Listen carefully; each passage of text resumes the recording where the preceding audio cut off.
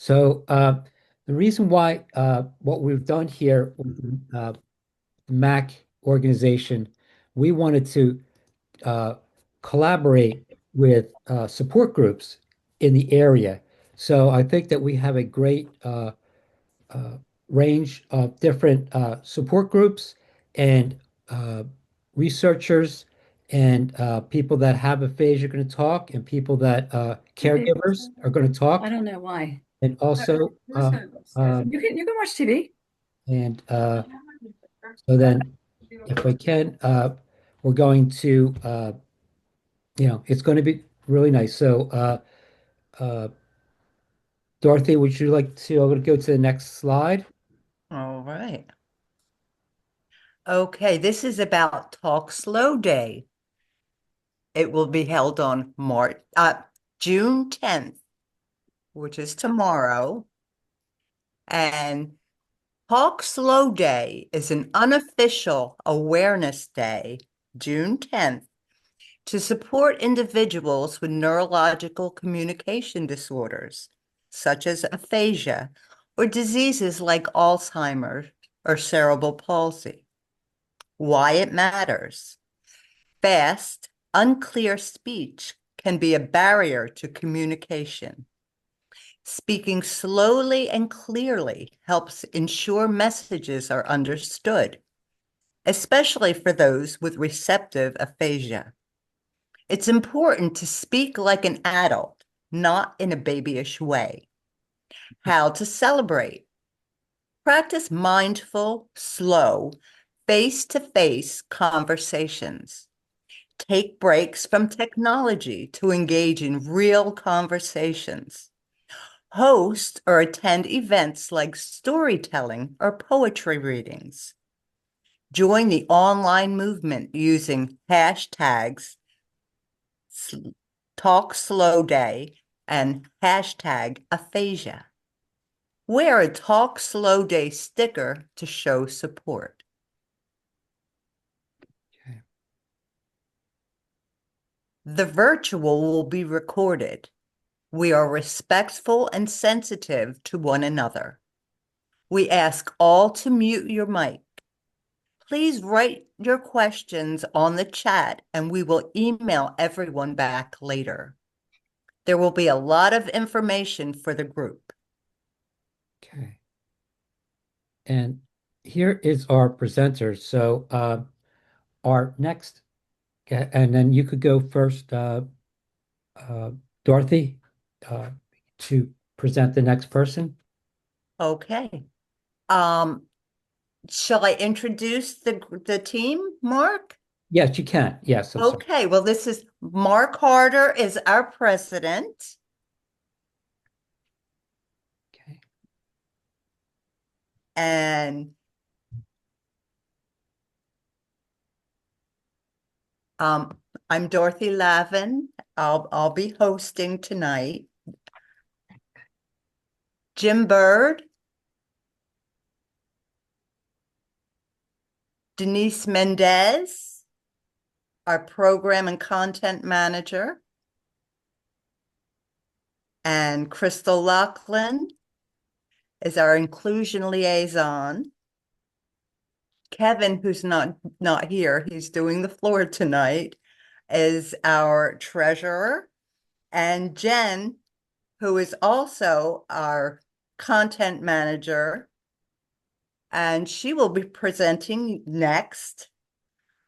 She's a stroke survivor and an NAA ambassador. Jen? Okay.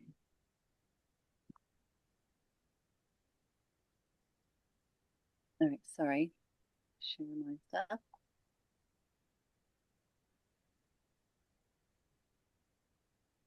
Can you see? Yes.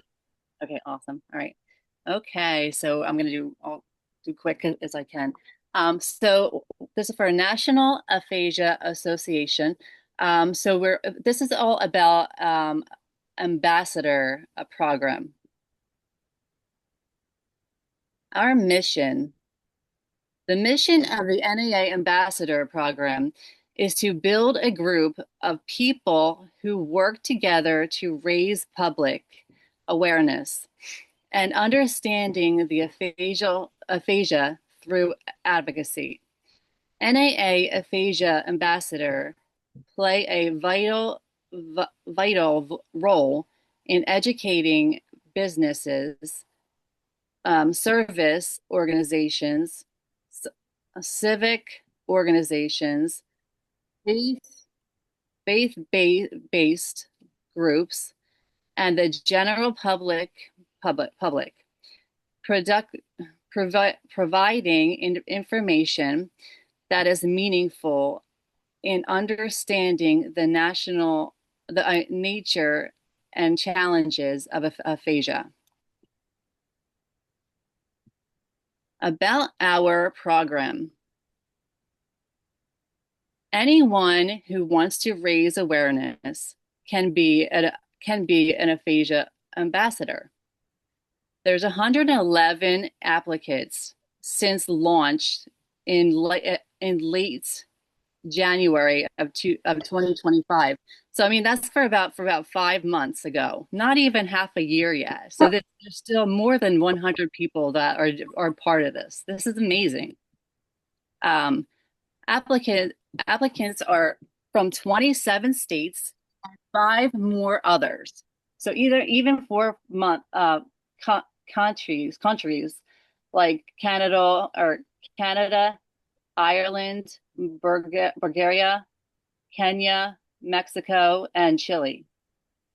There's 65% of applicants have aphasia and 32 other people. So other people like friends or caregivers or research or SLP therapy, other people are part of this as well.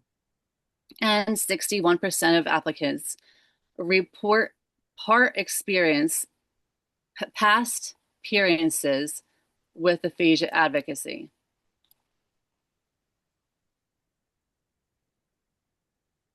Our structure is about volunteer program under director of the NAA Outreach Committee. It's led for 14 coordination council members and 2 advisors. Advisors serve as liaison. I had to keep thinking how to say that to the NAA executive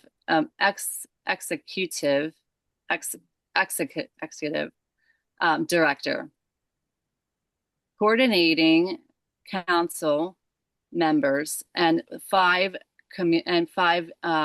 chairs. How to become an ambassador. Fill out the online applicate.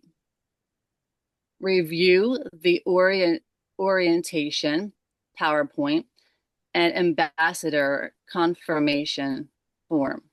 And that's, it's from your email.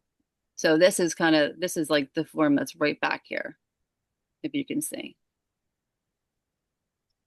Sign and return the confirmation form. Receive email providing access to Basecamp, your ambassador certificate and membership card. So you do that, and then you can just actually use your certificate right here. And join your Basecamp to review, download, and print desired resources. No, I don't know if everybody know what a Basecamp is. It's pretty easy. It's pretty for basics. It's like it's an online it's something that brings like a program, and you bring all like things together, like for example resources or little portion like emails emails, all people together. So it could be like it's a great thing because it's connection and you can bring all the information together. So you just download and you can print all different information. And I'll do more about what I mean by that. You can join the NAA Community Hub on Facebook and post your advocacy activities. Complete a quality survey about your advocacy efforts and be very recognized and encourage others.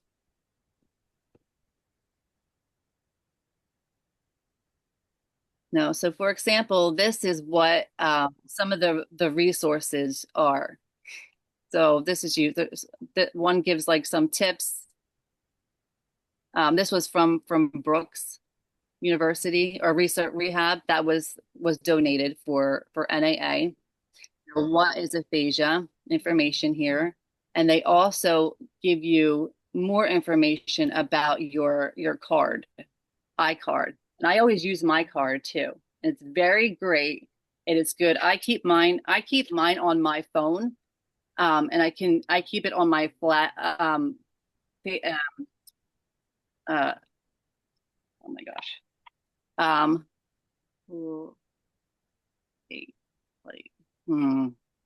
It's not my face is working. I keep it on my phone. Because I don't, just in case I don't want to keep it on my wallet, on my purse or anything. It's just very hard. It's very easy to keep it there. So I can just keep and show people what aphasia is. I'm just giving more information is.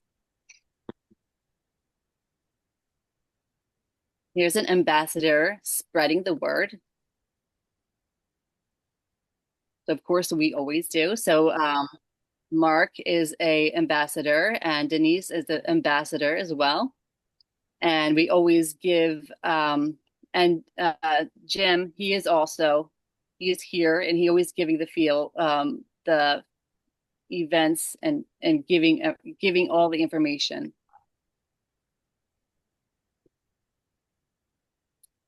How can you become involved? Become an aphasia ambassador.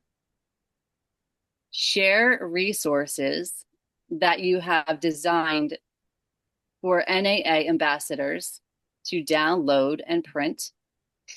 Donate your time. You can join one of the ambassador committees.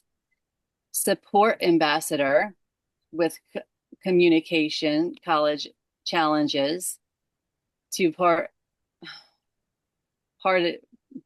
participants in the program. Tell people with aphasia in your network.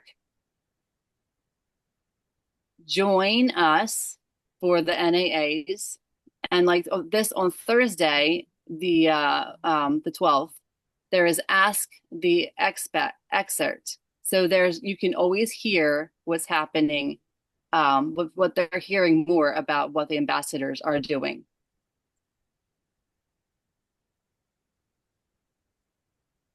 Okay. So NAA is also has two awesome programs are happening for June with aphasia for spreading the awareness. One is called Piece by Piece. It is part of a putting together, like they're putting together as a mosaic. And if you don't know what mosaic is, I'm just going to give you a little question of what it looks like. So what it is, it's tiny little pieces. And I don't know if I can get this bigger to show you.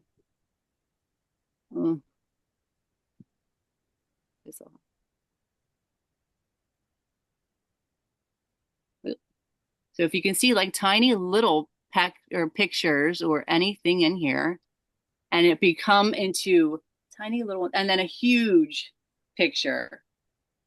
I mean, this is not specifically what they're using for NAA, but it's just an example what mosaic is. So I think it was pretty awesome. It's very, very correct,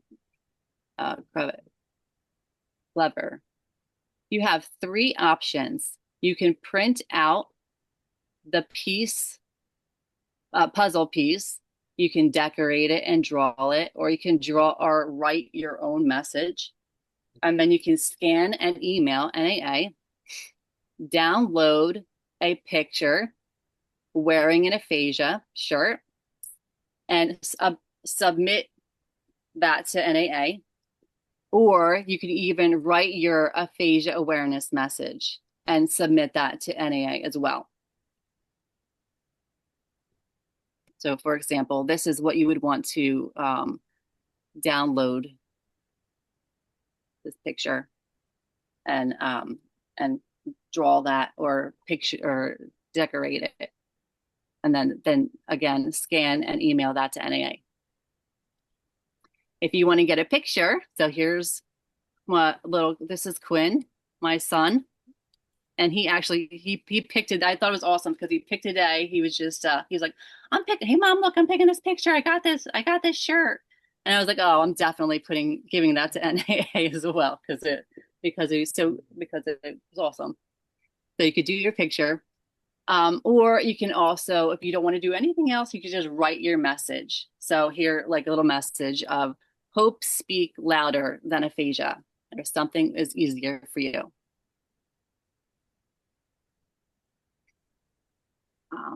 Now this looks too big, huh? Let's see. Hey, Jen, we're about time for the next person. Okay. Okay, this is all right. We also have a little library. So this is a reason that we do is we can give still trying to spread the word with bringing library. So we could bring program or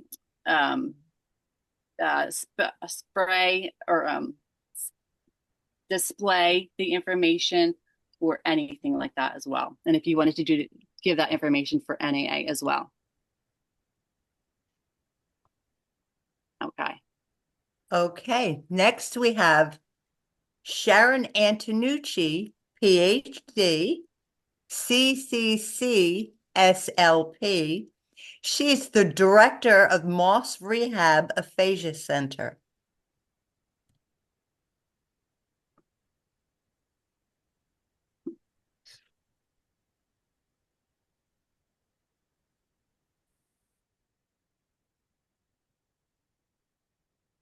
Sorry, I was muted. Hi, everybody. How are you? Hi, how are you? Good, thanks. Thanks so much Hi, for Sharon. inviting me. I'm just going to get my slideshow going. So it's great to see everybody. I am, as Dorothy mentioned, I am Sharon Antonucci. I'm the director of the Aphasia Center at Jefferson Moss McGee, which historically has been known as the Moss Rehab Aphasia Center. And I'm very happy to be here to tell you about the programs that we offer. And we offer actually programs for people with aphasia that is the result of stroke or other kind of brain injury. And we also offer services for people who have progressive aphasia. So aphasia that is the result of degenerative neurological impairment that may get worse over time.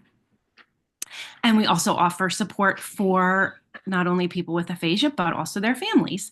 And you can see our faces here. Many of our programs are virtual, but I will specify as I talk about the programs, whether they are in person, virtual, or a combination of both. So the kind of traditional therapy arm of our aphasia center is called the Advanced Clinical Therapy Program. And that is individual treatment with a speech language pathologist. So it's a personalized, individualized treatment program where you're coming in for speech language therapy. And one of the goals of this program, this is kind of evidence-based on the published research and also the research that's going on at the Research Institute. And so you're working with the clinician not only in the sessions, but also to develop a home practice program. This program is in person only. So it's at the hospital on the Elkins Park campus. So right outside of Philly in Montgomery County. And you see here, the wonderful Colleen Boger is the speech language pathologist who facilitates that program for us.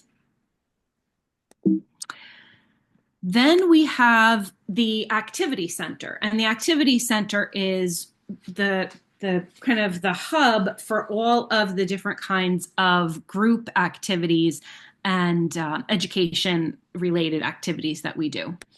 So we offer weekly conversation groups. These are small groups really dedicated to, they're really conversation groups. They're about getting together, forming friendships, socializing, and talking about really whatever people want to talk about.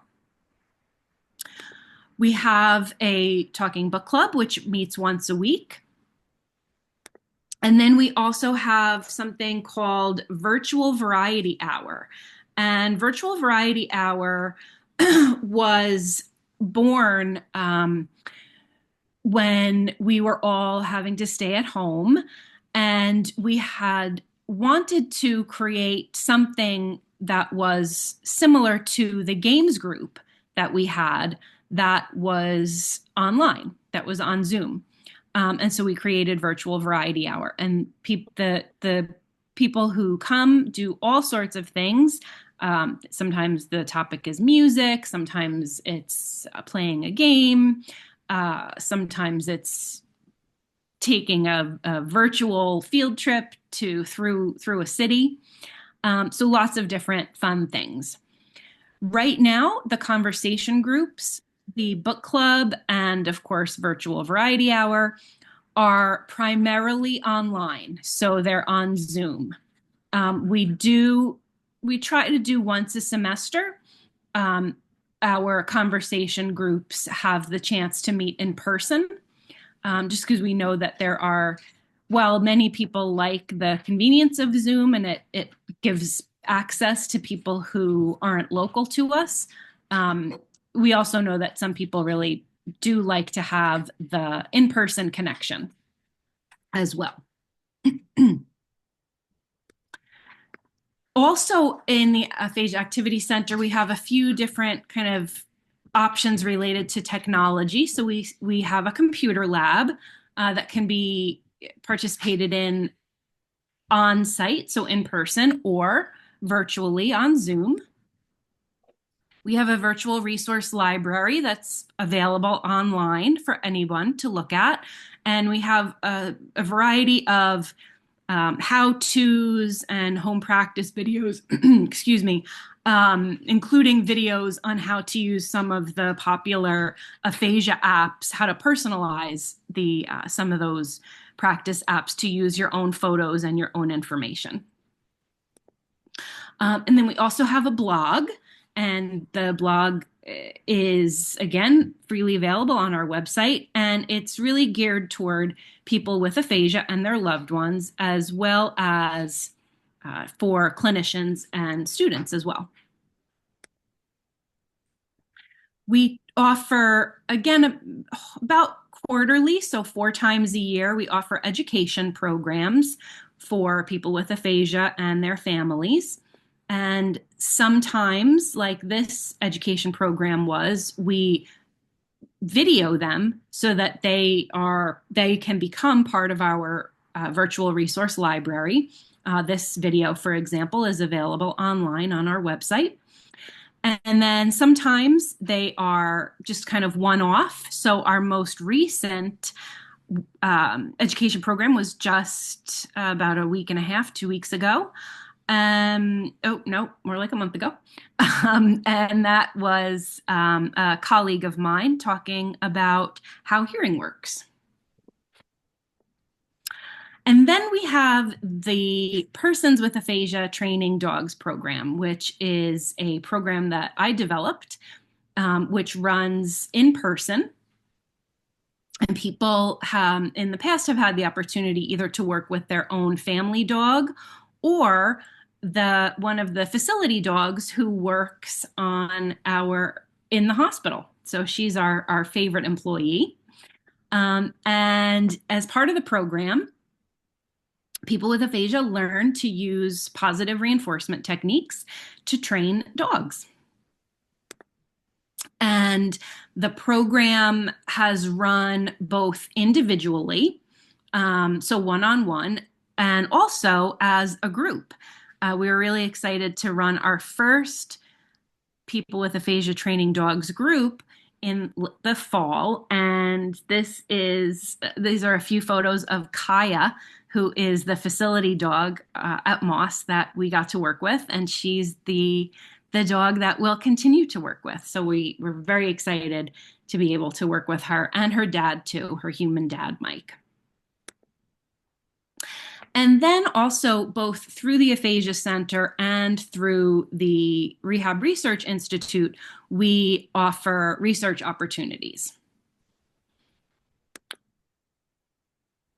Just an invitation for all of you. Next week for National Aphasia Awareness Month, we are having what we're calling a music mixer. So everyone is invited. This is going to be an in-person event, again, on our Elkins Park campus, but it will also be hybrid for people who need to Zoom in. We're all just going to have a fun social gathering. It'd be really great to see everybody in person. Everyone is welcome. And we just ask that if you would like to, you let us know ahead of time if you're coming in person. And if you have a favorite song that you would like to share with the group, and we'll have a little music during our event. So that's it from me. There's my name. Best way, anyone is welcome to contact me at any time at my email, which is just my name, sharon.antonucci@jefferson.edu. And then also our website and our phone number. And if there's time, I'm happy to answer any questions that anybody has. Any questions will be on the chat, and Okay, great. try to get the information back to you. Okay. Got it. All right. Well, thank you. Thank you. Thank you, Sharon. Bye. And next up, we have Carlotta Schoolman, who is the Executive Director of the International Aphasia Movement. Hello, everyone. My name is Virginia Hill, and I am one of 12 speech-language pathologists who volunteer with the International Aphasia Movement. We call ourselves IM for short. And unfortunately, our director, Carlotta Schoolman, who was supposed to meet with you today, but she's not well, and she was on antibiotics, and then she had a reaction to the antibiotics. So that's why I'm here. She called me about an hour ago. So please be patient with me. But I wanted to tell you a little bit about our organization. As I mentioned, I'm one of 12 speech-language pathologists that volunteer with the International Aphasia Movement, and we call ourselves IM for short. And so what do? We offer free speech and language therapy in group settings for those with aphasia. And we offer our no-cost speech and language therapy in English, Spanish, Cantonese, and Mandarin, and we're still growing. For example, we have 3 reading groups because many of our participants wanted to work on reading. So we have a basic group, an intermediate group, and an advanced group. And we also have a conversation group that discusses a different topic every week. And we have a games group that's playing Jeopardy and Family Feud to practice their language skills. And And we have 2 words and speech groups. Some of our participants said that they were having difficulty on the telephone and they wanted to be able to make an appointment with their doctor, or they wanted to be able to ask for a certain grocery item when they were shopping. And those groups work on those kinds of skills. And we also have an improv group for the actors in our community, and they act out different situations. And then the fun thing is, we break up into these little groups on Zoom, and then we come back together, and somebody from each group shares what happened in their group. So we know what's going on in everybody's group.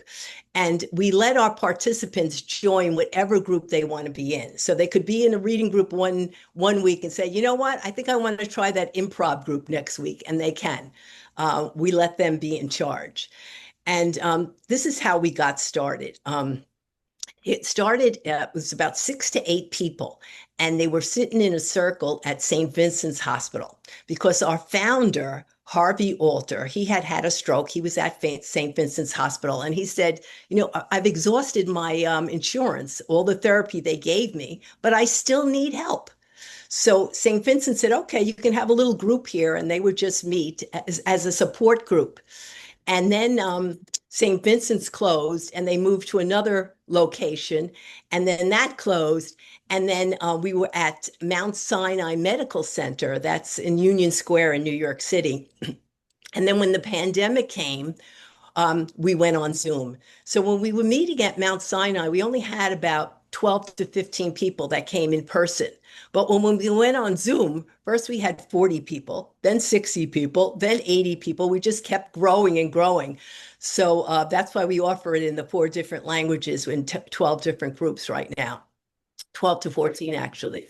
And so our mission is to offer free speech and language therapy, no cost, as long as somebody wants it. We realize insurance runs out. Some people don't have health insurance, and some people just need more speech and language therapy than their insurance will provide. So that's our mission. And we've been in operation for 20 years. This is our 20th anniversary. And we collaborate with different universities also, so that people want in-person therapy, they can have it from some of the universities that we collaborate with. And we also have a mission of training speech language pathologists. So we work with those universities, and graduate students do an externship with us. They learn about people with aphasia and how to treat them. So although our services are free, we do have a fundraising benefit every year so that we can employ a director who reaches out to the many people who contact us about our Monday program. And we also have what we call a co-survivors group, and that's for the friends and family members of those with aphasia. And our founder said, you know, it's not just me that's gone through this. My family has also gone through it with me, and they need support as well. So they get together and share resources. So if you want to find out more about our program, go to iamaphasia.org. That's iamaphasia.org. And thank you for listening. Oh. Oh, there it is. Sorry about that. Yep. So thank you very much. And I hope that Carlina feels better. Thank you. I'll tell her. And, Yes. Thank you. Okay, and next we have Crystal Lachlan, who has Moya Moya and is a stroke survivor.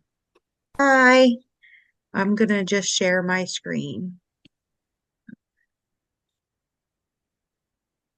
Hi, my name is Crystal, and I have aphasia. Aphasia first moved in on December 5th, 2022. So I had a stroke when I was on vacation in the Dominican Republic while I was asleep. I woke up in the middle of the night and noticed my eyes were blinking to the left. I knew something was off, but I ignored it and went to the bathroom and went back to bed, back to sleep. When I woke up in the morning, I could not speak, and I found that I could not read or write either. We went to the doctors in the resort, and they suggested I go to the hospital. I had to go to two different hospitals because the first one did not have an MRI machine. The second hospital, I was admitted to the ICU where my husband could not go with me. After a night in the hospital with no way to communicate, plus the added language barrier, we decided to leave against medical advice and get back to the States ASAP. I flew to Miami to Jackson Memorial Hospital where I was diagnosed with moya moya. So we were like over here, and we had to go like 6 hours in the ambulance to Santo Domingo. So what is moya moya? I never heard of this either, where apparently it's a rare genetic brain disease. It's where the arteries in the brain begin to close. So they make new arteries, but they are not sufficient enough to get oxygen to the brain. That's what caused my stroke. Moya moya presents itself in two stages: childhood or your 40s. I was 37 when I had my stroke. I was a heavy smoker and I was drinking a lot, not to mention I was popping ibuprofen like they were candy. I joked that I was doing everything to get a stroke. So these are that is of sorry, the tangled appearance. So moya moya is moya moya means a puff of smoke in Japanese. It's used to describe the tangled appearance of the vessels, um, the of the tiny vessel compensating for the blood. So I had two brain surgeries. The first was on February 24th, 2023, which was on the left side because that was the side that closed, giving me aphasia. The second one was on the right side, May 18th, 2023, because it was found that that side was narrowing too. So with the moya moya surgeries, they can do indirect or direct. So they place they it's a jaw, not my jaw. They place an artery over the artery, no, sorry. They place an artery from my jaw and they place it under the arteries that closed, and the hopes to getting growing new blood vessels. But I am growing, I had, I, I am growing new blood vessels. That's good. So signs and symptoms of moya moya, it's a lot of aphasia, strokes, symptoms, headache, seizures, weakness, numbness, and paralyzed in your face, arms, and legs. This is typically one side of your body. Vision problems, trouble speaking and understanding others, also known as aphasia. Cognitive or developmental delays in involuntary movement. So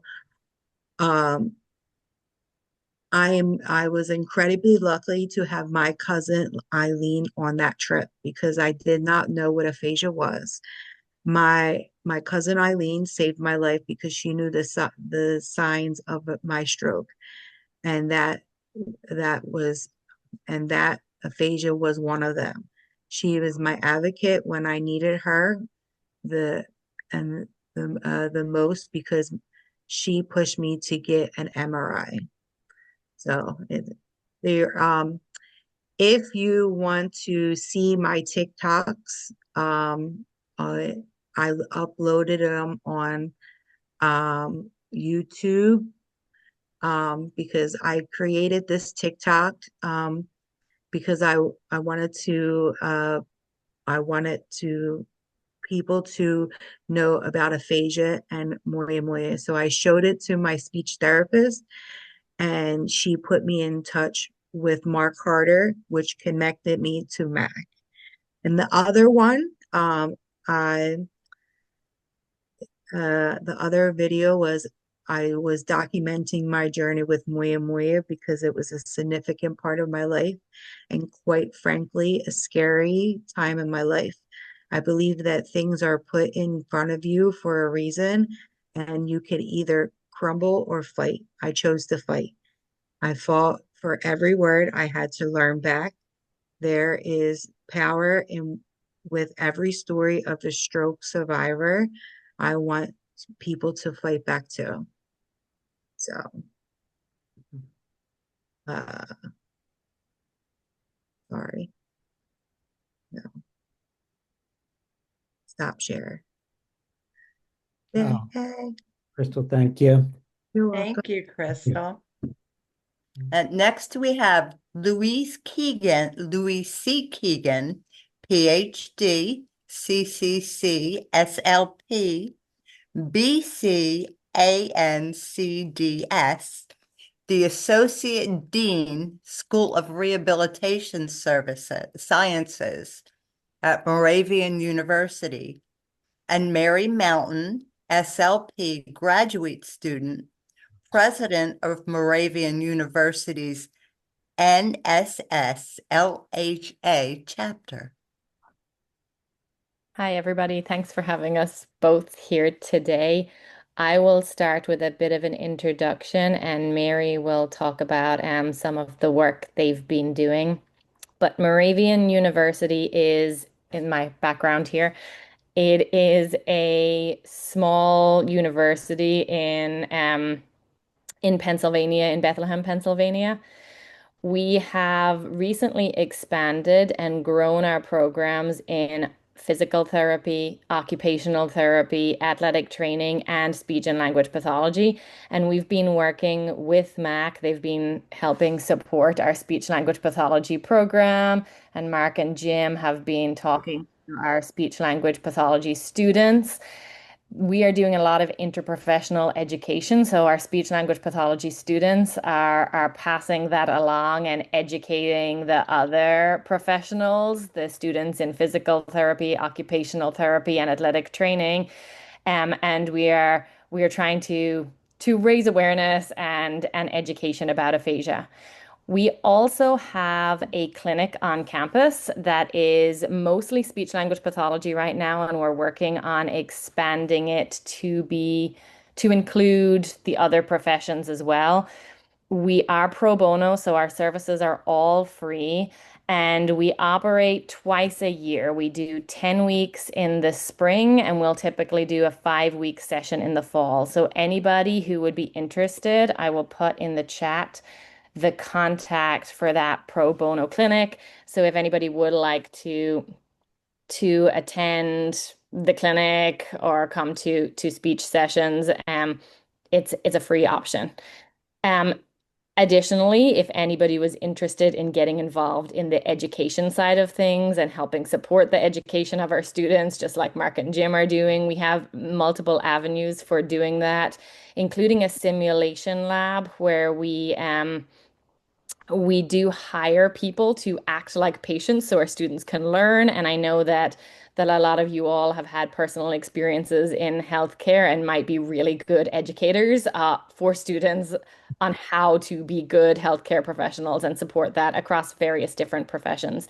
And so if anybody would be interested in that kind of thing, you are more than welcome to reach out to me.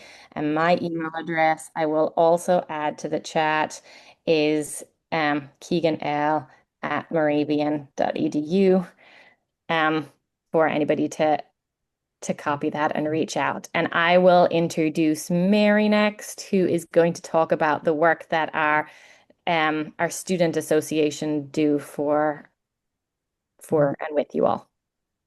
Yes. Hi, everyone. Thank you for having us. So we are the National Student for Speech Language Hearing Association, but we are just a chapter at Moravian University. So we were raising money for MAAC. The fundraiser we just had didn't do as well as I had hoped, so we are planning, I would like to plan at least, another fundraiser, maybe like a bake sale or something, just to raise a little bit of money for MAAC. I know some of us have had some experience we just got out of a clinical placement, and some of us had some experience with aphasia. I know I personally did, and I definitely learned a lot about it throughout that. Dr. Keegan, do you want me to discuss anything like in particular about it?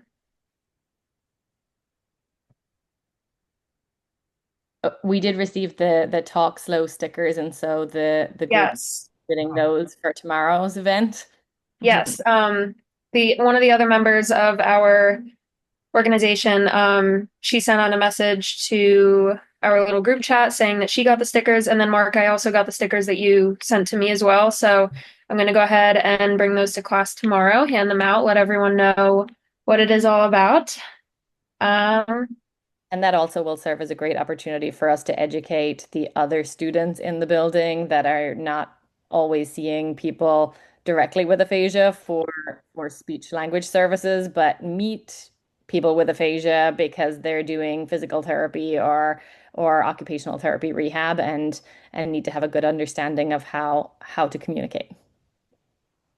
And like Dr. Keegan was saying about how we have actors come in so that we can better learn, I definitely think that would be something that would be very beneficial for us because everybody and their aphasia experience is a little different. So just learning how we can better help that community would definitely benefit us in the long run. And I will say that those who come in as actors do get paid for their work. It's not volunteer based. So there is a process for that at the university. And I think that's everything from Moravian. Yes.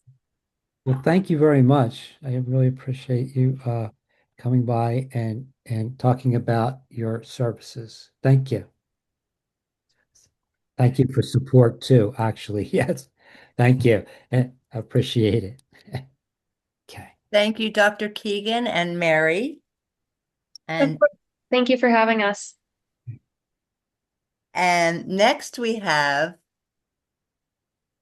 Meredith Geminer, the Social Services and Outreach Manager from Adler Aphasia Center. Oh, you got my name just right. That was Did perfect. I? Very unusual. I was hoping so. I just got in the nick of time. I'm sorry. I had to pick up my children, driving me insane. So I apologize. Are we using PowerPoints or no? I wasn't sure if people Yes, have. if you have one, you can use it. You can share. Okay, that would be great. Yeah, Sure. thank you. Mhm.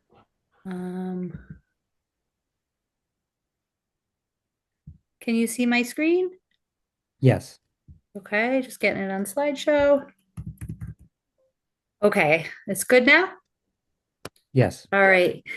Thank you so much. I'm looking forward to watching the recording of all the presentations that have been happening. So I'm happy to be here and add some information about Adler Aphasia Center. I'm not sure if there's anyone on the call. Is this a webinar or are people able to speak in addition to me? We're just going to ask if you can just if somebody has a question to put it on the chat, and then we'll get the information back to you later. Okay. Okay, perfect. I just wondered if anyone else from Adler was on here, but they can chime in via chat if I forget anything. So for those of you who don't know what Adler Aphasia Center is, we are a nonprofit center in New Jersey. We're a little over 20 years old. We have centers in throughout New Jersey. I'll show on the slide where they are. But we also, if you don't live near one of our centers, we have a virtual program as well. So I'll get into what we do. So here's the slide with the information on where we are. So you can see we have a center that people come twice a week, and they are involved in groups that are run by speech therapists. It is not speech therapy. It is really a way for people with aphasia to come and be in a group where people understand what they're going through and what it's like to have aphasia. And then the speech therapist, the reason they facilitate is so that it can, they know how to best communicate and get people with aphasia to communicate. The centers, Adler Aphasia Center has two main programs. We have the centers that are in Maywood, West Orange, and Toms River. And those are our full service programs. So if you live near one of those and you want to participate on a regular basis and come twice a week, those are our centers. Then we also have the aphasia communication groups. And those are groups similar to what Mark does, and I'm sure other organizations on here. Those are groups that people participate in that are 2 hours twice a month. So that's if you don't live near a center or you have a lot going on and can't make it to twice a week. So either one, it's a beautiful thing to be around people who get it. And I always say Adler is a place where you can just breathe. You can be yourself. You can find different ways to communicate. And I've been there. So my role at Adler is I actually run the caregiver program, which I'll talk a little bit about too. That's one of our kind of side programs. We see aphasia as a family disorder, and it really affects, as I'm sure everyone knows on here, that it affects the whole family. So I run caregiver support groups and also the member support groups. And I do outreach and education for the center. I've been here about 4 years almost. And I will say that in the 4 years I'm here, I see people come to the center who may have never met anyone with aphasia. And then they come and I watch, they're a lot of times kind of quiet or reserved, and they just blossom over time. Whether it's that means more words or that just means being more themselves in different ways. It's just a way of letting people relax and be back in the world again. I encourage you to visit one of our centers and to reach out to us. For those of you that have visited us, I think you can attest to what a great place we are. We're over 20 years old, nonprofit organization, and I'll get a little bit into what kinds of groups we offer. So here's a collage of all the different kinds of groups. We have many more than this, but you can see up here, this is a discussion group. We do jewelry making and household goods. We bead them, and we work with corporations to teach them about aphasia. And we make goods with them, and they get paired with someone with aphasia. This has actually helped us raise over $600,000 in scholarships so that we can help people come to the center who can't afford it. It's a really amazing group. We have right here is Uno. We have a game time room. We have art. We have cooking. And this is in the different, each center is different. So not every center has the same groups, but they're all run similarly in that people participate in a few groups a day when they come to our center. Some of you may have been to our play in Maywood. So almost every year since we've been open, we've done an adaptation of a play. Last year, we did Lion King. The year before, we did The Wizard of Oz. And these are people with aphasia. It's all people with aphasia. And many people have never been in a play before. And then that is how, I think that's such an example of how much Adler helps people be themselves, is because people who've never been in a play before, who now have aphasia, are acting in front of people, which I think is a great testament showing, look at what you can do. So we really try to help people grow and find themselves again after the acquiring aphasia. So these are some examples of the different groups we have. We have a book club, We have a mock trial group where every week they do a different case and they role play the cases. So one week a member will be a judge, another week they'll be a lawyer, and they all act out a real case. They love that. They wear wigs, and whenever I'm walking by, I always wish I could join in because there's lots of laughter. So those are the groups, just some examples. The Adler Caregiver Program, as I said, we have support groups. I run 5 support groups. So I have one in West Orange, I have 2 virtual, and 2 in Maywood.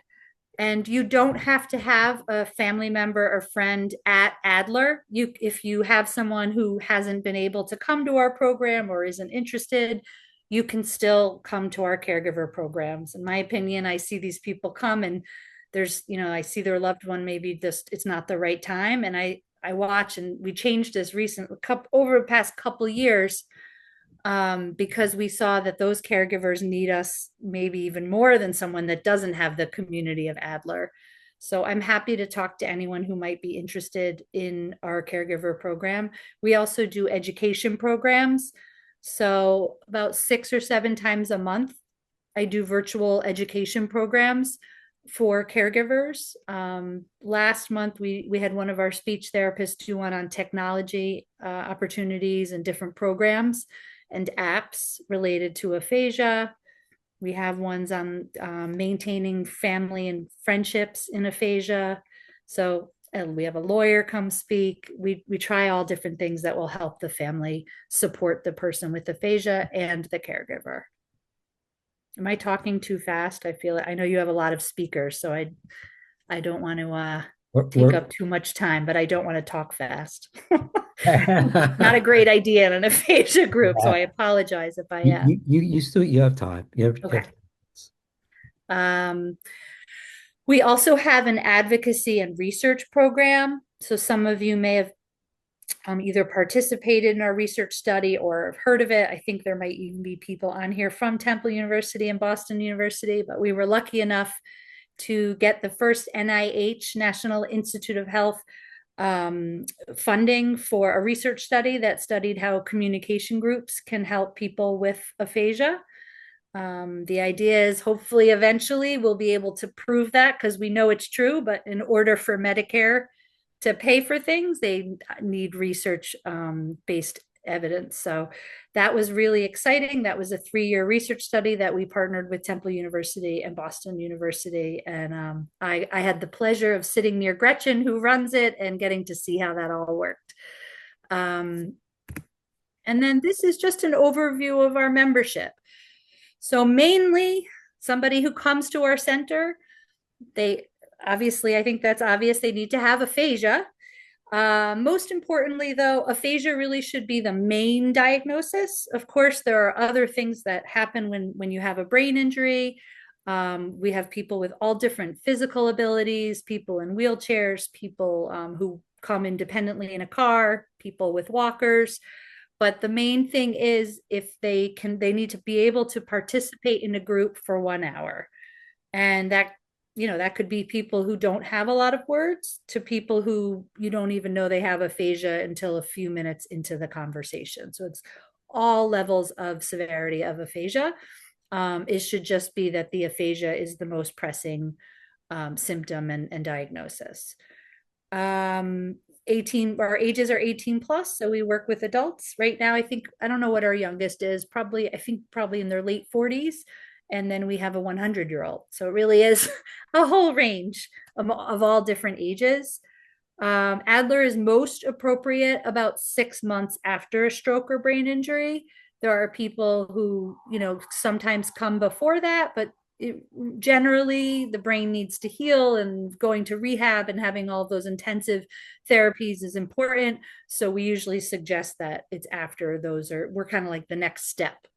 And sometimes people go to speech therapy and go to us. Actually, oftentimes we are a good supplement to any therapies after the initial rehab.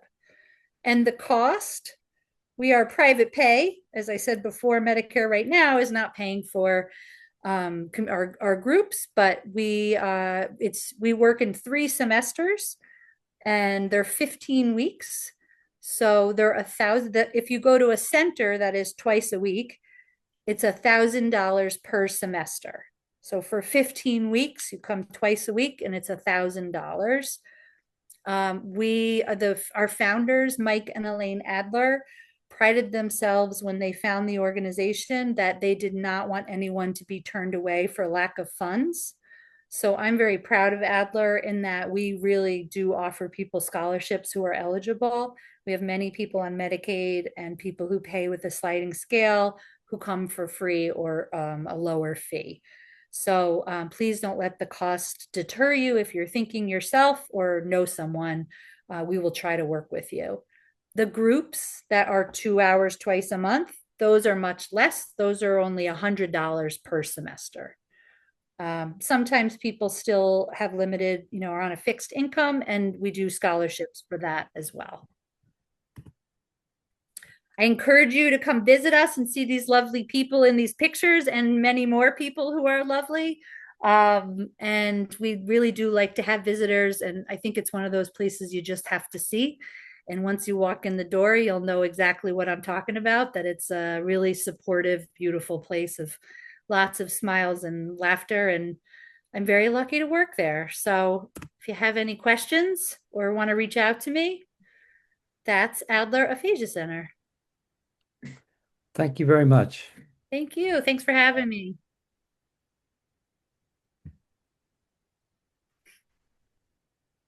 Thank you, Meredith. Next, we have Shalise W. Sandberg, PhD, CCC SLP, the Associate Professor of Communication Sciences and Disorders, Linguistics, and Neuroscience from the Pennsylvania State University. And Meredith, can you share your stop your stream? Thank you. And okay, so I'll go ahead and start sharing my screen. yes, please.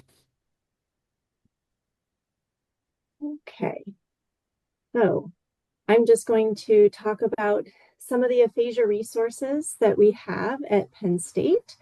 And I'm going to start, if I can get the thing going. There we go. So this is my lab, the SAND lab. This SAND stands for Semantics, Aphasia, and Neurodynamics lab. And our logo here is meaning, it's part brain, part tree, meaning that the brain can grow. So the first part, semantics, what does semantics mean? It's word meanings. And the reason that we have semantics in the name of our lab is that we want to use what we know about word meanings to make treatment better, usually treatment for word finding. And a couple of the types of words that we've been working with so far, we've been working with abstract words, and we find that when you train abstract words, you get the concrete words for free that are related to those abstract words. And we've just started thinking about what are called sound symbolic words, thinking about words like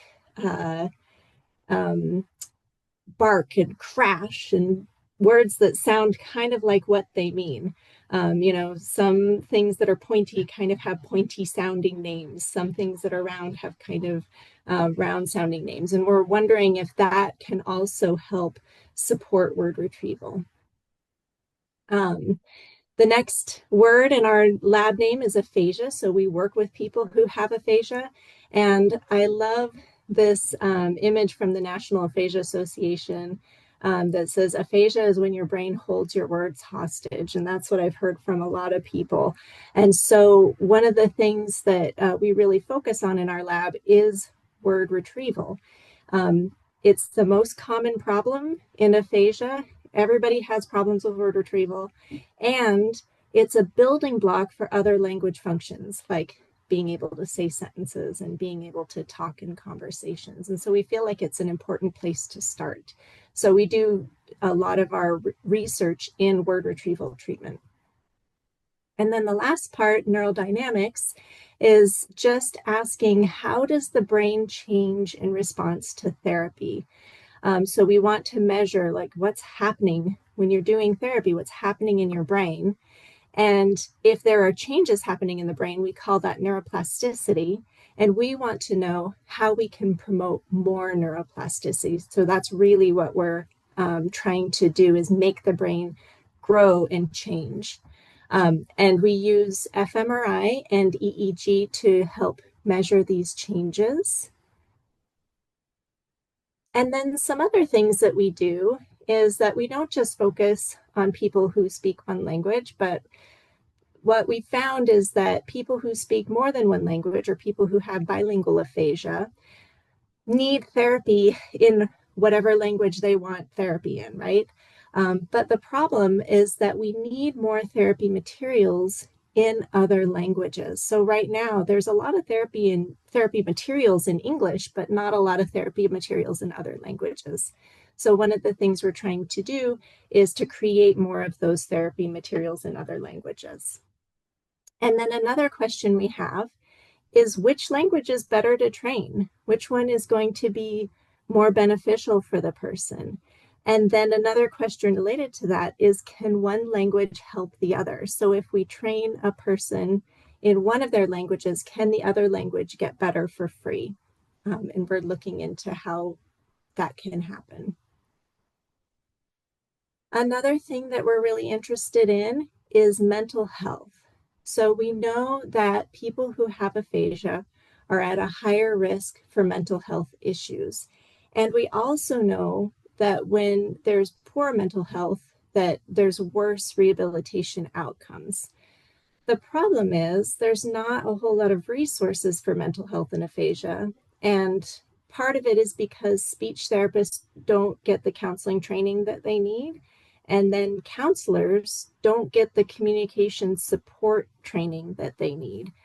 So we're trying to get speech therapists and speech therapy and counseling students to work together to help address mental health issues, and see if that helps them to feel like they're more confident in working with people with aphasia on their mental health needs. We also have a website that I just want to point out a couple of pages of our website that might be useful to people who have aphasia. So first we have a page called Resources and Collaborators, and it just lists all of the different resources that we've come across. So education and support resources, and also therapy resources. So feel free to go to our website. Also, feel free to let me know if there's something that's not on our website that you think should be on there in terms of resources.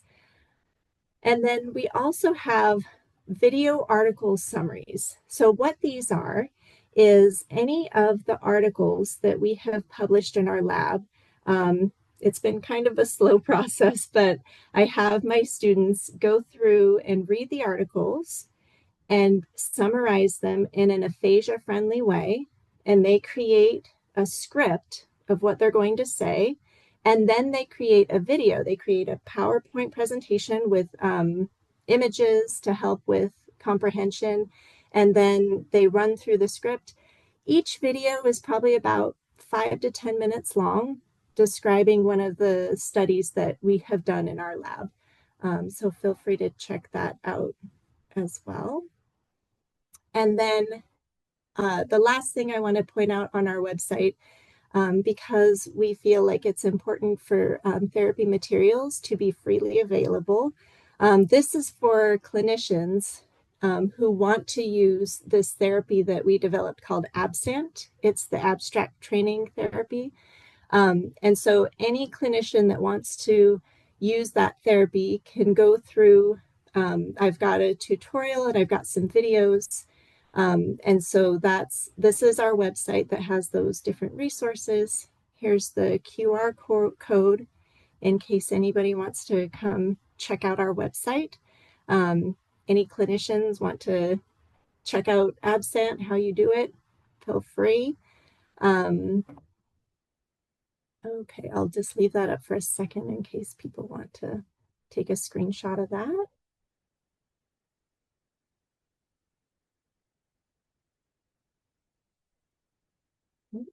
No, I can't find there it is. Okay.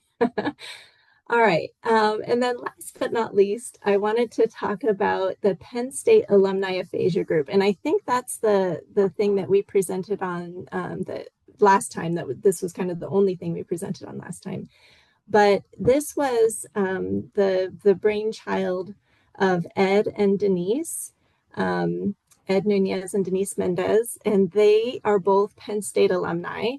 And they wanted a group that had a shared identity. So they were really interested in the power of a shared identity and wanted a group that would reflect this shared identity above and beyond just having aphasia. So they contacted me and we got together and started this group. We are Penn State. That's the Penn State motto. And our goal with the Penn State Alumni Aphasia Group is to provide, yeah, Dustin, is that you? We are. Our goal is to provide a place for Penn State alumni who are living with stroke and aphasia to connect, support each other, share resources, and advocate for aphasia awareness. We also do a lot of talking about sports. So if you're interested in that, please join us. We have our monthly meetings on the last Thursday of each month at 7 p.m. Eastern Time. We've created a website for our group, so you can go to this website and see what's on there. Ed has a lot of great stories that he has shared, and we're always looking for new stories to post on the website. And so if you get to the website, you can sign up for our group on the Connect with Us tab. There are some resources also listed on that website, and then we'll list whatever events we have happening. And then the stories page is the one that I am showing here. And then this on the right-hand side is our flyer. And there's a QR code here that you can use to join the Zoom meeting for our monthly meetings. And then this one with a little dinosaur in the middle of it, that's the QR code that will get you to our website.